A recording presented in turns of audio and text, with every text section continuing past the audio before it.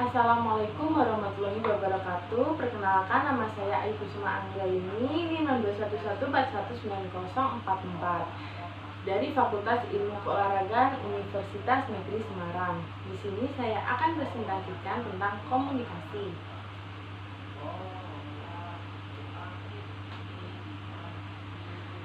Ada yang tahu tentang komunikasi itu apa?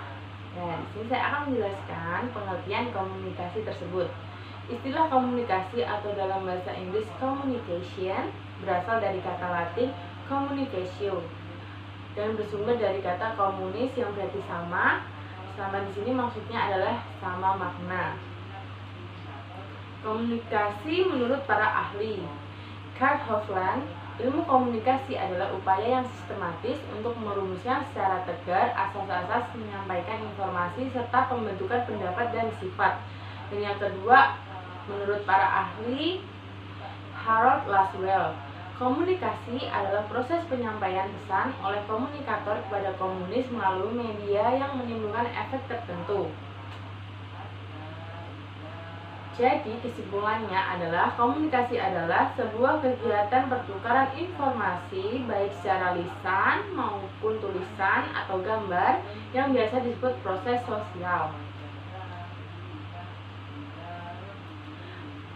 Proses komunikasi yang pertama, proses komunikasi secara primer yang disebut proses penyampaian pikiran atau perasaan seseorang atau orang lain dengan menggunakan lambang sebagai media. Dan ada yang kedua, proses komunikasi secara sekunder, yaitu penyampaian pesan oleh seseorang kepada orang lain dengan menggunakan alat atau sasaran sebagai media kedua setelah memakai lambang sebagai media pertama. Terjadinya komunikasi yaitu ada pertama komunikasi, kedua sosial, ketiga proses, keempat simbol, kelima makna, dan yang terakhir mempengaruhi lingkungan. Komunikasi secara sosial adalah komunikasi selalu melibatkan manusia serta interaksi yang merupakan suatu bentuk sosial. Dan kedua, komunikasi secara proses. Komunikasi bersifat kesinambungan dan tidak memiliki akhir. Komunikasi juga dinamis, kompleks, dan senantiasa berubah. Ketiga, komunikasi adalah simbol, yaitu kata, bahasa, gambar, warna, bahasa tubuh adalah simbol untuk menyampaikan informasi. Yang keempat, komunikasi dengan makna. Tanpa berbagai makna, kita semua akan mengalami kesulitan dalam menggunakan bahasa yang sama atau dalam menginterpretasikan suatu kejadian yang sama. Dan yang terakhir, komunikasi terjadi di suatu lingkungan yang sempit ataupun sangat luas.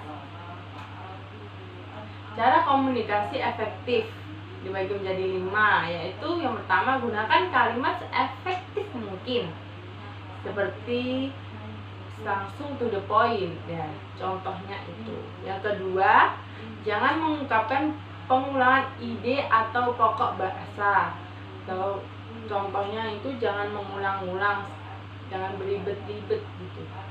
Dan yang ketiga, jangan berbicara terlalu lambat.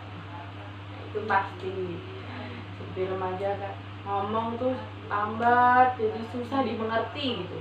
Dan yang keempat, hindari gumangan yang terlalu sering, seperti ngomong secara berulang-ulang terus dikata-kata.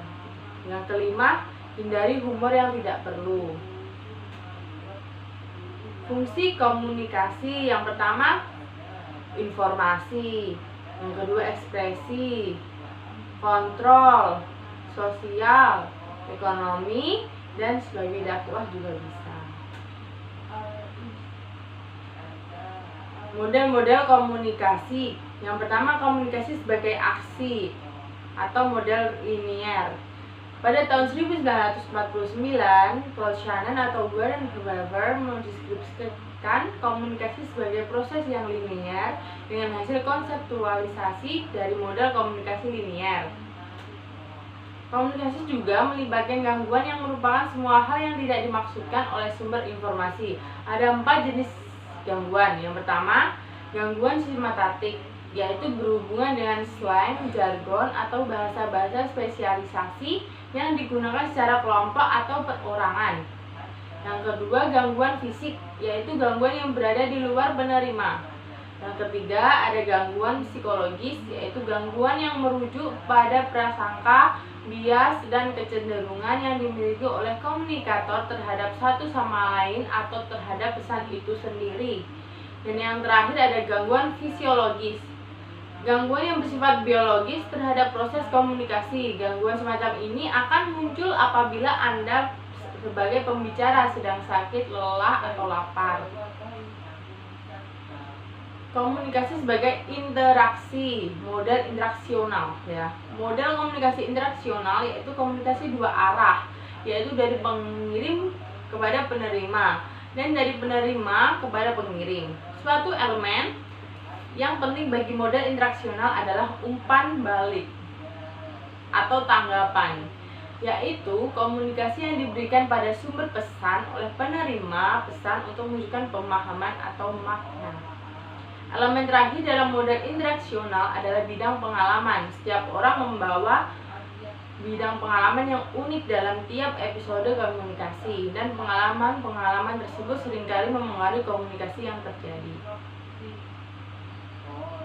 Dan ada juga komunikasi sebagai transaksi atau model transaksional. Pada tahun 1970, Brennan mengatakan bahwa komunikasi bersifat transaksional, berarti mengatakan bahwa proses tersebut kooperatif. Pengirim dan penerima sama-sama bertanggung jawab terhadap dampak dan efektivitas komunikasi yang terjadi. Kesimpulan model komunikasi. Jadi, komunikasi interaksional mempunyai model linier atau aksi, dan pada gilirannya dia disempurnakan oleh model transaksional. Dalam linier tidak dikenal adanya umpan balik. Komunikasi sebatas aksi dan berjalan lurus.